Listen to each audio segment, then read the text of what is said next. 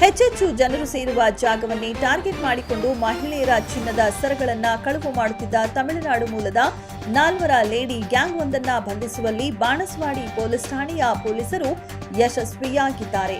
ಕಳೆದ ತಿಂಗಳು ಬಾಣಸ್ವಾಡಿಯಲ್ಲಿ ನಡೆದಿದ್ದ ಶ್ರೀ ಜಗನ್ನಾಥ ಸ್ವಾಮಿ ರಥೋತ್ಸವವನ್ನ ನೋಡಲು ಬಂದಿದ್ದ ಪುಲಿಕೇಶಿ ನಗರದ ಕಾಕ್ಸ್ಟೋನ್ನ ಮಹಿಳಾ ನಿವಾಸಿಯೊಬ್ಬರ ಕೊರಳಲ್ಲಿ ಧರಿಸಿದ್ದ ತಮ್ಮ ಚಿನ್ನದ ಮಾಂಗಲ್ಯ ಸರ ಕಳವು ಆಗಿರುವ ಬಗ್ಗೆ ಬಾಣಸ್ವಾಡಿ ಪೊಲೀಸ್ ಠಾಣೆಯಲ್ಲಿ ದೂರನ್ನ ನೀಡುತ್ತಾರೆ.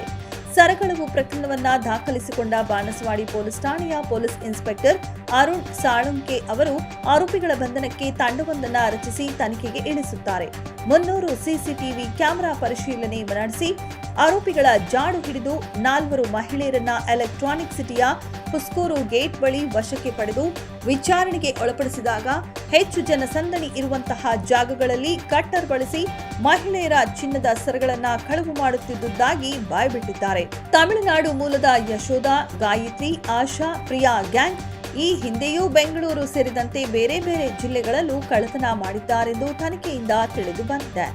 ಬಂಧಿತ ಆರೋಪಿಗಳಿಂದ 14 ಲಕ್ಷ ರೂಪಾಯಿ ಮೌಲ್ಯದ 140 ಗ್ರಾಂ ಚಿನ್ನದ ಸರಗಳನ್ನು ಬಾಣಸ್ವಾಡಿ ಪೊಲೀಸ್ ಠಾಣೆಯ ಪೊಲೀಸರು ವಶಪಡಿಸಿಕೊಂಡಿದ್ದಾರೆ. ಬಾಣಸ್ವಾಡಿ ಪೊಲೀಸ್ ಸ್ಟೇಷನ್ ವ್ಯಾಪ್ತಿಯಲ್ಲಿ ಈಸ್ಟ್ ಡಿವಿಷನ್ದು ಇದರಲ್ಲಿ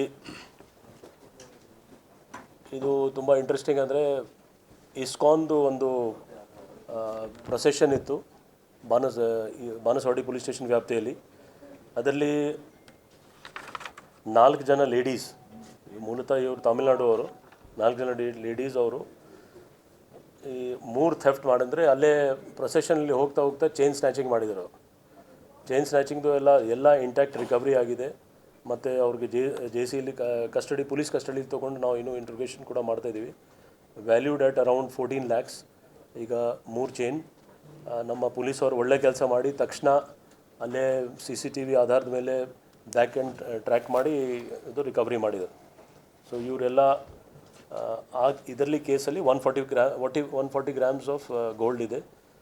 ಟೋಟಲ್ 4 ಚೈನ್ ರಿಕವರಿ ಇದೆ. ಬಟ್ ಕೇಸಸ್ 3 ಇದೆ, ಯಾಕೆಂದರೆ ಒಬ್ಬನ ಕಡೆಯಿಂದ 2 ಇದೆ. ಈ ಕಾರ್ಯಾಚರಣೆಯನ್ನ ಬೆಂಗಳೂರು ನಗರ ಪೂರ್ವ ವಿಭಾಗದ ಡಿಸಿಪಿ ದೇವರಾಜ್ ಅವರ ನಿರ್ದೇಶನದಂತೆ ಬಾಣಸ್ವಾಡಿ ಉಪವಿಭಾಗದ ಎಸಿಪಿ ಉಮಾಶಂಕರ್ ಅವರ ಮಾರ್ಗದರ್ಶನದಲ್ಲಿ ಬಾಣಸ್ವಾಡಿ ಪೊಲೀಸ್ ಠಾಣೆಯ ಪೊಲೀಸ್ ಇನ್ಸ್ಪೆಕ್ಟರ್ ಅರುಣ್ ಸಾಳುಂಕೆ ಅವರ ನೇತೃತ್ವದಲ್ಲಿ ಪಿಎಸ್ಐ ಹರೀಶ್, ಎಎಸ್ಐ ನಟರಾಜ್, ಸಿಬ್ಬಂದಿಗಳಾದ ಲಷ್ಕರ್, ರಫಿ, ಆನಂದ್, ನಂದೀಶ್, ವಿನೋದ್ ಪೂಜಾರಿ, ನಿಂಗನಗೌಡ, ಸುರೇಶ್, ರಾಮಕೃಷ್ಣ, ದೇವೇಂದ್ರ ಅವರುಗಳ ತಂಡ ಲೇಡಿ ಗ್ಯಾಂಗ್ ಅನ್ನ ಬಂಧಿಸುವಲ್ಲಿ ಯಶಸ್ವಿಯಾಗಿದ್ದಾರೆ.